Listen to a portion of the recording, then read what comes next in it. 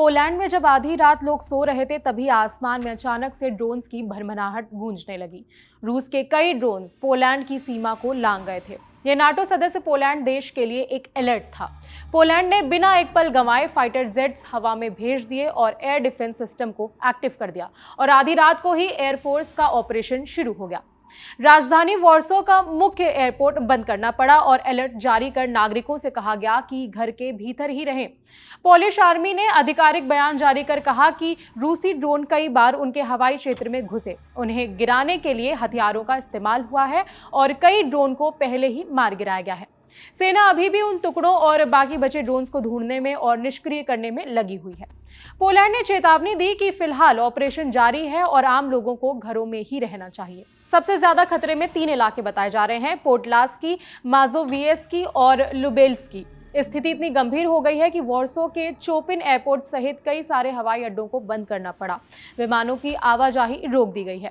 Polish सेना ने कहा कि उन्हें एयर डिफेंस और रडार सिस्टम को हाई अलर्ट पर रखा है। पोलैंड के प्रधानमंत्री डोनाल्ड टस्क ने देर रात एक बयान जारी किया। उन्होंने कहा कि मुझे ऑपरेशन कमांडर से रिपोर्ट मिली है कि पोलिश एयरस्पेस में घुसे ड्रोन गिरा दिए गए हैं। हालांकि खतरा अभी भी टला नहीं है और सेना का ऑपरेशन जारी है।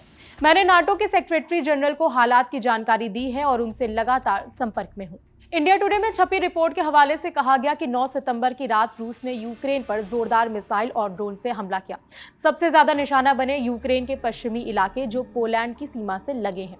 यूक्रेन की एयरफोर्स ने पहले कहा कि रूसी ड्रोन पोलैंड में भी घुसे और जामोस शहर को खतरा है। बाद में उन्होंने ये बयान अपने टेलीग्राम चैनल से हटा लिया था।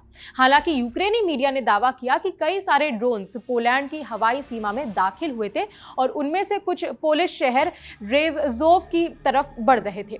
रूस का हमला इतना ज्यादा बड़ा था कि यूक्रेन के ज्यादातर हिस्सों, खासकर से वोलिन और लविव जैसे पश्चिमी इलाकों में कई घंटों तक एयर रेड सायरन बजते रहे। पोलिश डिप्टी डिफेंस मिनिस्टर टॉमचिक ने कहा कि सीमा पार से आए पोलैंड की सीमा का उल्लंघन करने वाले ऑब्जेक्ट्स को निष्क्रिय करने का ऑपरेशन जारी है। उन्होंने जानकारी दी कि इस मामले की सूचना पोलैंड के राष्ट्रपति और प्रधानमंत्री दोनों को दी जा चुकी है। उन्होंने आश्वस्त किया कि देश की सभी सुरक्षा एजेंसियां चौकन्नी हैं और हालात पर नजर बनाई हैं। पोलैंड की ऑपरेशन कमांड ने भी अपने नागरिकों से शांति बनाए रखने की अपील की और घरों में ही रहने की सलाह दी है।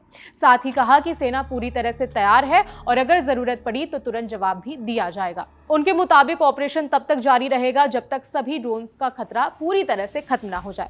इस पूरे घटनाक्रम के चलते यूरोप में एक बार फिर से हलचल देखने को मिल रही है। वजह साफ है, पोलैंड नाटो का सदस्य देश है और अगर उसके खिलाफ कोई भी बड़ा हमला होता है तो ये सीधे सीधे नाटो देश की सुरक्षा पर सवाल बन जाएगा। फिलहाल हालात स्थिर हैं लेकिन लोगों में डर बना हुआ है। इस खबर में अभी के लिए इतना ही। इस पर जो भी अपडेट्स आएंगे हम आप तक पहुंचाते रहेंगे। खबर लिखी हमारे साथी दीपेंद्र ने। मेरा नाम है विभावरी। देखते रहिए दी ललन टॉक।